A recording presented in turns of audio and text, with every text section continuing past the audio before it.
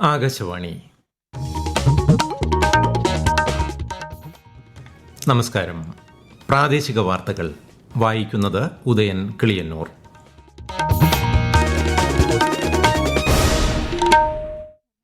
പ്രധാന വാർത്തകൾ. പൗരന്മാരിൽ ദേശാഭിമാനം നിറയ്ക്കാൻ ഭരണഘടനയ്ക്ക് സാധിച്ചതായി രാഷ്ട്രപതി ദ്രൗപദി മുർമു. ന്യൂഡൽഹിയിൽ നടന്ന സംവിധാൻ ദിവസ് ആഘോഷ പരിപാടികൾക്ക് രാഷ്ട്രപതി നേതൃത്വം നൽകി.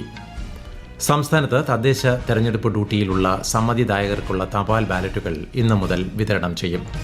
തീവ്ര വോട്ടർ പട്ടിക പരിഷ്കരണത്തിന്റെ ഭാഗമായി കേരളത്തിൽ ഡിജിറ്റൈസ് ചെയ്ത എന്യൂമറേഷൻ ഫോമുകളുടെ എണ്ണം 1,06,00,000 കടന്നു. സംസ്ഥാനത്ത് തെക്കൻ ജില്ലകളിൽ മഴ തുടരും. 3 ജില്ലകളിൽ ഇന്ന് മഞ്ഞ ജാഗ്രത. മുല്ലപ്പെരിയാർ അണക്കെട്ടിൽ ജലനിരപ്പ് 140 അടി പിന്നിട്ടു. ശബരിമല സ്വർണ്ണപ്പാളി ക്രമക്കേടിൽ തന്ത്രിമാരുടെ മൊഴി രേഖപ്പെടുത്തി പ്രത്യേക അന്വേഷണ സംഘം. സയ്യദ് മുഷ്താഖ് അലി ക്രിക്കറ്റ് ടൂർണമെന്റിൽ കേരളം ഇന്ന് ഒഡീഷയെ നേരിടും. വാർത്തകൾ വിശദമായി. ഭരണഘടന അംഗീകരിച്ച് 76 വർഷം പൂർത്തിയായതിന്റെ സ്മരണയിൽ രാജ്യം ഇന്ന് സംവിധാൻ ദിവസ് ആഘോഷിക്കുന്നു. ഹമാര സംവിധാൻ ഹമാര സ്വാഭിമാൻ എന്നതാണ് ഈ വർഷത്തെ പ്രമേയം. 2 വർഷവും 11 മാസവും 17 ദിവസവും എടുത്താണ് ഭരണഘടനാ അസംബ്ലി ഭരണഘടന പൂർത്തിയാക്കിയത്. കൊളോണിയൽ സംസ്കാരത്തിന്റെ പിടിയിൽ നിന്നും പൗരന്മാരെ മോചിപ്പിച്ച് അവരിൽ ദേശാഭിമാനം നിറയ്ക്കാൻ ഭരണഘടന എന്ന മഹത് ഗ്രന്ഥത്തിന് കഴിഞ്ഞതായി രാഷ്ട്രപതി ദ്രൗപദി മുർമു. ന്യൂഡൽഹി സംവിധാൻ സദനിലെ സെൻട്രൽ ഹാളിൽ നടന്ന സംവിധാൻ ദിവസ പരിപാടിയെ അഭിസംബോധന ചെയ്യുകയായിരുന്നു രാഷ്ട്രപതി. संविधान संशोधन के प्रावधानों के महत्व पर चर्चा करते हुए इस बात को रेखांकित किया गया था कि संविधान में ही ऐसी व्यवस्था होनी चाहिए जिसके बल पर भावी पीढ़ियां आवश्यक अनुसार समयानुकूल संशोधन कर सकें. इस प्रकार संविधान निर्माताओं ने हमारे संविधान को गतिशीलता और जीवंतता प्रदान की है. പരിപാടിയിൽ ഭരണഘടനയുടെ ആമുഖം വായിച്ച രാഷ്ട്രപതി മലയാളം ഉൾപ്പെടെ 9 ഭാഷകളിൽ ഭരണഘടനയുടെ വിവർത്തനം ചെയ്ത പതിപ്പും സ്മരണികയും പുറത്തിറക്കി.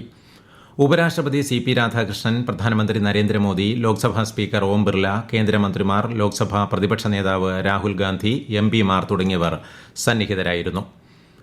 ലോകത്തിലെ ഏറ്റവും വേഗത്തിൽ വളരുന്ന ആഭ്യന്തര വ്യോമയാന വിപണികളിലൊന്നാണ് ഇന്ത്യയെന്ന് പ്രധാനമന്ത്രി നരേന്ദ്രമോദി. ഹൈദരാബാദിൽ Safran aircraft engine services India സംവിധാനം പ്രധാനമന്ത്രി വീഡിയോ കോൺഫറൻസിംഗിലൂടെ ഉദ്ഘാടനം ചെയ്തു. ഇതാദ്യമായാണ് ഒരു ആഗോള എഞ്ചിൻ ഒറിജിനൽ എക്വിപ്മെന്റ് മാനുഫാക്ചറർ ഇന്ത്യയിൽ MRO സേവനം ആരംഭിക്കുന്നത്. സംസ്ഥാനത്ത് തദ്ദേശ തെരഞ്ഞെടുപ്പ് ഡ്യൂട്ടിയിലുള്ള സമ്മതിദായകർക്കുള്ള തപാൽ ബാലറ്റുകൾ ഇന്നു മുതൽ വിതരണം ചെയ്യും. പോളിംഗ് സ്റ്റേഷനിൽ ഡ്യൂട്ടിക്ക് നിയോഗിക്കപ്പെടുന്നവർ, തെരഞ്ഞെടുപ്പ് സുരക്ഷാ ചുമതലകളിൽ നിയോഗിക്കപ്പെടുന്ന പോലീസ് ഉദ്യോഗസ്ഥർ, ഒബ്സർവർമാർ, സെക്ടറൽ ഓഫീസർമാർ തുടങ്ങിയവർക്കാണ് തപാൽ ബാലറ്റിന് അർഹതയുണ്ടാവുക. സംസ്ഥാനത്ത് തദ്ദേശ സ്വയംഭരണ സ്ഥാപനങ്ങളിലേക്കുള്ള തെരഞ്ഞെടുപ്പിന്റെ തയ്യാറെടുപ്പുകളും പ്രചാരണ പരിപാടികളും പുരോഗമിക്കുകയാണ്. തെരഞ്ഞെടുപ്പുമായി ബന്ധപ്പെട്ട് വോട്ടർമാർ അറിഞ്ഞിരിക്കേണ്ട പ്രധാന വിവരങ്ങൾ കൂടി ആകാശവാണി വാർത്തകളിൽ ഉൾപ്പെടുത്തുകയാണ്. ഇന്ന് കേന്ദ്ര തെരഞ്ഞെടുപ്പ് കമ്മീഷനെക്കുറിച്ച് മനസ്സിലാക്കാം.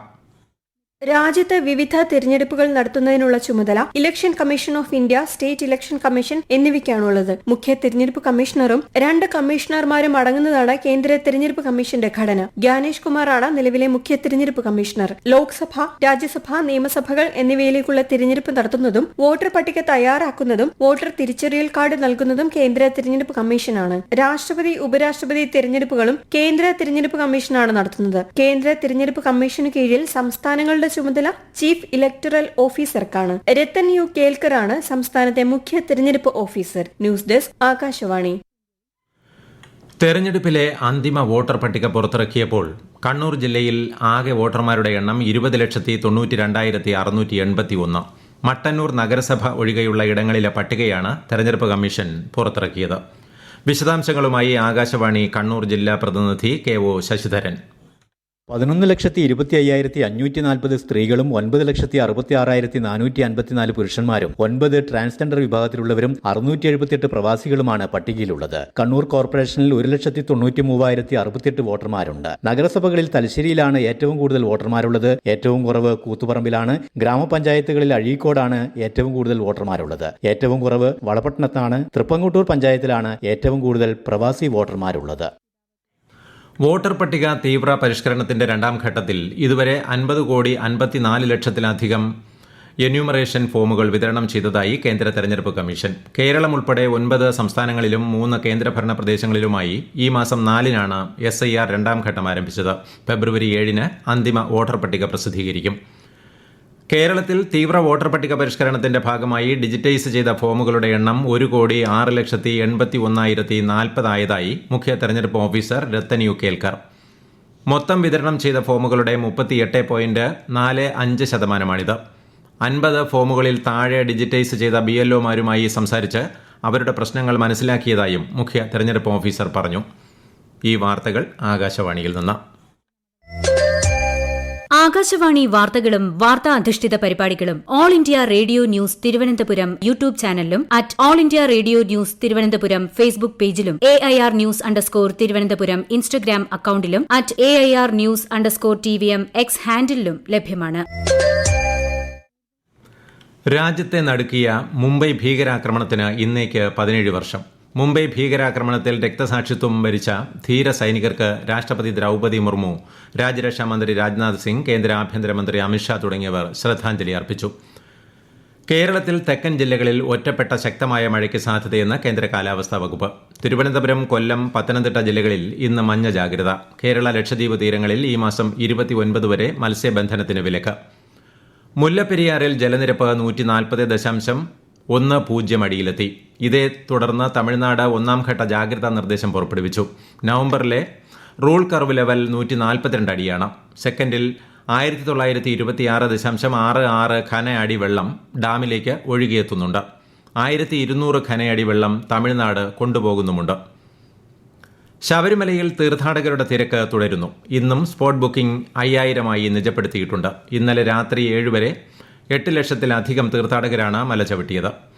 ശബരിമല സ്വർണ്ണപ്പാളി ക്രമക്കേടിൽ തന്ത്രി കണ്ഠരര്, രാജീവര്, മോഹനര് എന്നിവരുടെ മൊഴി പ്രത്യേക അന്വേഷണ സംഘം രേഖപ്പെടുത്തി.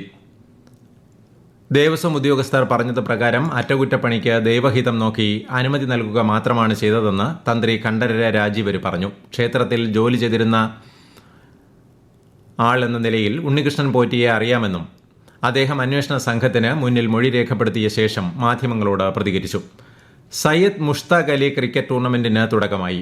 ഉച്ചയ്ക്ക് 1:30 കേരളം ഒഡീഷയെ നേരിടും. ഡിസംബർ 18-നാണ് ഫൈനൽ. ഗുജറാത്തിലെ അഹമ്മദാബാദിൽ നടക്കുന്ന AFC under Asian cup Saudi Arabia football യോഗ്യതാ മത്സരത്തിൽ ഇന്ത്യ ചൈനീസ് തായ്പേയിയെ നേരിടും. വൈകിട്ട് 7:30-നാണ് മത്സരം. ഇന്ന് ദേശീയ ക്ഷീരദിനം. ഇന്ത്യൻ ക്ഷീരമേഖലയുടെ പിതാവായ ഡോക്ടർ വർഗീസ് കുര്യന്റെ ജന്മവാർഷിക ദിനമായ നവംബർ 26-ആണ് ദേശീയ ക്ഷീരദിനമായി ആചരിക്കുന്നത്. ദിനാചരണത്തിന്റെ ഭാഗമായി ഇന്ന് ന്യൂഡൽഹിയിൽ സംഘടിപ്പിക്കുന്ന പരിപാടിയിൽ ഈ വർഷത്തെ ദേശീയ ഗോപാൽ രത്ന അവാർഡുകൾ കേന്ദ്രമന്ത്രി രാജീവ് രഞ്ജൻ സിംഗ് വിതരണം ചെയ്യും. മിൽമ മലബാർ യൂണിയന്റെ വയനാട്, മീനങ്ങാടി, പാലക്കാട്, കുന്നങ്ങാട്ടുപതി ക്ഷീരോത്പാദക സംഘങ്ങൾ പുരസ്കാരത്തിന് അർഹമായിട്ടുണ്ട്. പൊതുജനങ്ങൾക്ക് ഇന്ന് സംസ്ഥാനത്തെ വിവിധ മിൽമ ഡയറികൾ സന്ദർശിക്കാൻ അവസരമുണ്ടാകും. വൈകുന്നേരം 4:30 വരെയാണ് സന്ദർശന സമയം. തിരുവനന്തപുരം, കൊല്ലം, ആലപ്പുഴ, കോട്ടയം, പത്തനംതിട്ട ജില്ലകളിലെ ഹൈസ്കൂൾ വിദ്യാർത്ഥികളെ പങ്കെടുപ്പിച്ച് ആകാശവാണി തിരുവനന്തപുരം നിലയം ഭരണഘടനാ ക്വിസ് മത്സരം സംഘടിപ്പിച്ചു. തിരുവനന്തപുരം റീജിയണൽ പാസ്പോർട്ട് ഓഫീസിന്റെ സഹകരണത്തോടെയായിരുന്നു പരിപാടി. പ്രധാനമന്ത്രി നരേന്ദ്രമോദി ആകാശവാണിയിലൂടെ ജനങ്ങളുമായി ആശയങ്ങൾ പങ്കുവയ്ക്കുന്ന പ്രതിമാസ റേഡിയോ പരിപാടി മൻ കി ബാത്ത് ഈ മാസം 30-ന് രാവിലെ 11 മണിക്ക് ആകാശവാണിയുടെ എല്ലാ നിലയങ്ങളും ദൂരദർശനും പരിപാടി പ്രക്ഷേപണം ചെയ്യും.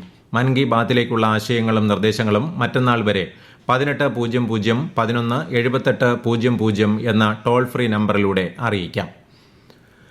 ശംഖുമുഖത്ത് നാവികസേന പ്രകടനം നടക്കുന്നതിനാൽ തിരുവനന്തപുരം വിമാനത്താവളത്തിൽ വിമാന സർവീസുകൾക്ക് നാളെ മുതൽ ഡിസംബർ 3 വരെ നിയന്ത്രണം. ഈ ദിവസങ്ങളിൽ വൈകുന്നേരം 4 മണി മുതൽ 6:15 വരെ സർവീസുകൾ നിർത്തിവയ്ക്കും. യാത്രക്കാർ വിമാന കമ്പനികളുമായി ബന്ധപ്പെട്ട സമയക്രമം ഉറപ്പാക്കണമെന്ന് വിമാനത്താവള അധികൃതർ അറിയിച്ചു. പ്രധാന വാർത്തകൾ വീണ്ടും. പൌരന്മാരിൽ ദേശാഭിമാനം നിറയ്ക്കാൻ ഭരണഘടനയ്ക്ക് സാധിച്ചതായി രാഷ്ട്രപതി ദ്രൌപദി മുർമു. ന്യൂഡൽഹിയിൽ നടന്ന സംവിധാൻ ദിവസ ആഘോഷ പരിപാടികൾക്ക് രാഷ്ട്രപതി നേതൃത്വം നൽകി. സംസ്ഥാനത്ത് തദ്ദേശ തെരഞ്ഞെടുപ്പ് ഡ്യൂട്ടിയിലുള്ള സമ്മതിദായകർക്കുള്ള തപാൽ ബാലറ്റുകൾ ഇന്നു മുതൽ വിതരണം ചെയ്യും. തീവ്ര വോട്ടർ പട്ടിക പരിഷ്കരണത്തിന്റെ ഭാഗമായി കേരളത്തിൽ ഡിജിറ്റൈസ് ചെയ്ത എന്യൂമറേഷൻ ഫോമുകളുടെ എണ്ണം 1,06,00,000 കടന്നു. സംസ്ഥാനത്ത് തെക്കൻ ജില്ലകളിൽ മഴ തുടരും. 3 ജില്ലകളിൽ ഇന്ന് മഞ്ഞ ജാഗ്രത. മുല്ലപ്പെരിയാർ അണക്കെട്ടിൽ ജലനിരപ്പ് 140 അടി പിന്നിട്ടു. ശബരിമല സ്വർണ്ണപ്പാളി ക്രമക്കേടിൽ തന്ത്രിമാരുടെ മൊഴി രേഖപ്പെടുത്തി പ്രത്യേക അന്വേഷണ സംഘം. സയ്യദ് മുഷ്താഖ് അലി ക്രിക്കറ്റ് ടൂർണമെന്റിൽ കേരളം ഇന്ന് ഒഡീഷയെ നേരിടും. പ്രാദേശിക വാർത്തകൾ കഴിഞ്ഞു. അടുത്ത വാർത്താ പ്രക്ഷേപണം 12:50.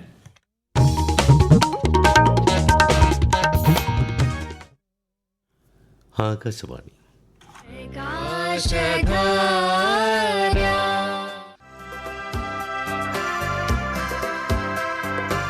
വിവിധ തരം തലവേദനകളും ഹോമിയോ ചികിത്സയും ഡോക്ടർ യദു കൃഷ്ണൻ സംസാരിക്കുന്നു.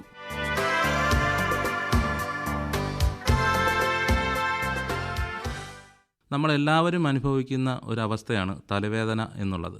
തലവേദനയിൽ വിവിധ തരത്തിലുള്ള തലവേദനകളുണ്ടെന്നും അവയിലേത് എങ്ങനെ തിരിച്ചറിയാനാകും എന്നുള്ളതിനെ പറ്റിയുമാണ് ഞാൻ ഇന്നത്തെ ദിവസം നിങ്ങളോട് സംസാരിക്കുന്നത്. തലവേദനകൾ ഉണ്ടെങ്കിലും 2 രീതിയിലുള്ള തലവേദനകളാണ് പ്രധാനമായും ഉണ്ടാകുന്നത്. അതായത് മനുഷ്യന് പ്രഥമ ദൃഷ്ടിയാൽ തന്നെ ഉണ്ടാകുന്ന തലവേദനകൾ, അല്ലെങ്കിൽ മറ്റ് അസുഖങ്ങളുമായി ബന്ധപ്പെട്ടുകൊണ്ടുണ്ടാകുന്ന തലവേദനകൾ. എന്താണ് തലവേദന എന്ന് നമുക്ക് ആദ്യം നോക്കാം. എല്ലാ വ്യക്തികളും അനുഭവിച്ചിട്ടുള്ള ഒരവസ്ഥയാണ് ഈ തലവേദന. തലവേദന എന്നാൽ തലയുടെ ഭാഗങ്ങളിലോ മുഖത്തോ അനുഭവപ്പെടുന്ന വളരെ ഹ്രസ്വമായതോ ദീർഘമായതോ ആയ വേദന ആണ്. ആ വേദന എന്ന് പറയുമ്പോൾ തുടിക്കുന്ന രീതിയിലോ ഭാരിച്ച ഒരവസ്ഥയിലോ വളരെ കുത്തുനോവിക്കുന്ന രീതിയിലോ ഒക്കെ ആ ഒരു വ്യക്തിക്ക് ഈ വേദന അനുഭവപ്പെടാം. അത്തരത്തിൽ അനുഭവിക്കുന്ന ഒരവസ്ഥയെയാണ് നമ്മൾ തലവേദന എന്ന് പൊതുവിൽ പറയുന്നത്. തലവേദനയെ പൊതുവെ നമ്മൾ തരംതിരിക്കുന്നത് വേദനയുടെ കാരണം അല്ലെങ്കിൽ വേദനയുടെ രീതി, അതിൻ്റെ സ്വഭാവം, പ്രകടമാകുന്ന ഭാഗം, എത്ര സമയത്തോളം അത് നീണ്ടു നിൽക്കുന്നു എന്നുള്ളത്, ആവർത്തന രീതി എന്നിവയൊക്കെ അടിസ്ഥാനപ്പെടുത്തിക്കൊണ്ടാണ് ഇവയെ നമ്മൾ പൊതുവെ തരംതിരിക്കാറുള്ളത്. പ്രധാനമായും 2 തരം തലവേദനകളാണ് നമ്മൾ പറയാറുള്ളത്.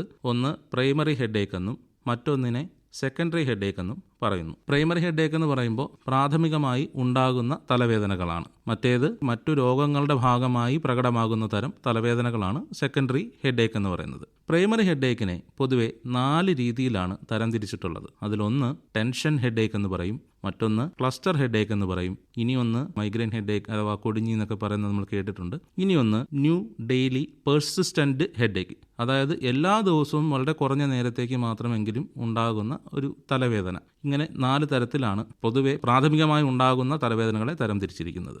സെക്കൻഡറി ഹെഡേക്കുകളെ മറ്റു രോഗകാരണങ്ങളാൽ ഉണ്ടാകുന്ന തലവേദനകളാകുന്നത് കൊണ്ട് തന്നെ അവിടെ പ്രധാന രോഗം എന്ന് പറയുന്നത് മറ്റേതെങ്കിലും തരത്തിലുള്ള രോഗാവസ്ഥയായിരിക്കും. ഉദാഹരണത്തിന് മെനിഞ്ചൈറ്റിസ് അഥവാ മസ്തിഷ്ക ജ്വരം എന്ന് പറയാം, അല്ലെങ്കിൽ സൈനസൈറ്റിസ്, അല്ലെങ്കിൽ കണ്ണിൻ്റെ കാഴ്ചയുമായി ബന്ധപ്പെട്ട ചില പ്രശ്നങ്ങൾ, ഉദാഹരണത്തിന് ഗ്ലൂക്കോമ പോലുള്ള അവസ്ഥകൾ. ഈവൻ നമ്മുടെ കണ്ണിൻ്റെ കാഴ്ചയ്ക്ക് കാര്യമായ വ്യതിയാനമുണ്ടെങ്കിൽ പോലും തലവേദന എന്നുള്ളത്